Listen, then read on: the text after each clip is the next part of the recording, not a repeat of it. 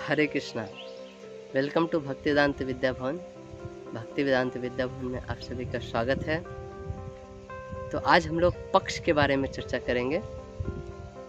तो इस lunar month में इस चंद्र मास को टोटल 15 दिनों के 2 पक्ष में विभाजित किया जाता है।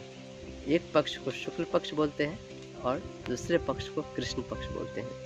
जो शुक्ल पक्ष होता है उसको शुद्ध पक्ष के नाम से भी जाना जाता है, जो कृष्ण पक्ष होता है उसको बहुला पक्ष के नाम से भी जाना जाता है। तो शुक्ल पक्ष जैसे नाम से ही ज्ञात होता है, शुक्ल मतलब शुक्ल पक्ष का मतलब है जिसमें जो मून जो है, जो चंद्रमा जो है, मून इज वैक्सिंग बोलते हैं। वैक्सिंग मतलब चंद्रमा का जो स्ट्रेंथ है, जो ताकत है, वो दिन पर दिन बढ़ते जाता है।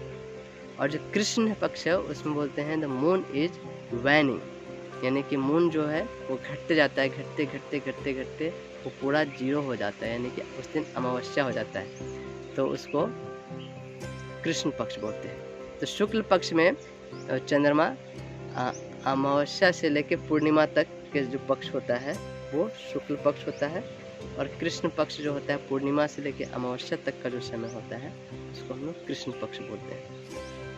तो शुक्ल पक्ष में जो है चंद्रमा सूर्य से दूर जाती है, और कृष्ण पक्ष में चंद्रमा सूर्य के नज़दीक आती है। तो इसलिए बोला जाता है कि चूँकि शुक्ल पक्ष में चंद्रमा का जो शक्ति है, जो पावर है, वो बहुत ज़्यादा बढ़ जाती है और पूर्णिमा में सबसे ज़्यादा होती है। इसलिए जो पूर्णिमा का समय है, कोई भी शुभ कार्य करने के लिए बहुत अच्छा है। कोई भी नया काम करने के लिए, शुभ कार्य करने के लिए अगर करना हो तो पूर्णिमा के दिन हम लोग चालू कर सकते हैं।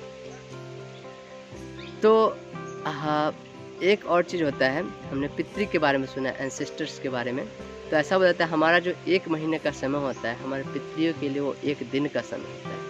तो यानी कि हमारा जो शुक्ल पक्ष होता है और कृष्ण पक्ष होता है, तो शुक्ल पक्ष उनके लिए दिन होता है और कृष्ण पक्ष उनके लिए रात होता है, रात का समय होता है।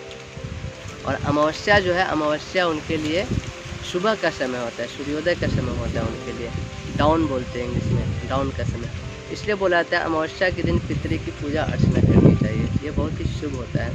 तो क्योंकि उनके लिए सुबह का समय होता है, तो हम लोग पितृ को पूजा अर्चना करके उनसे हम लोग आशीर्वाद प्राप्त करते हैं।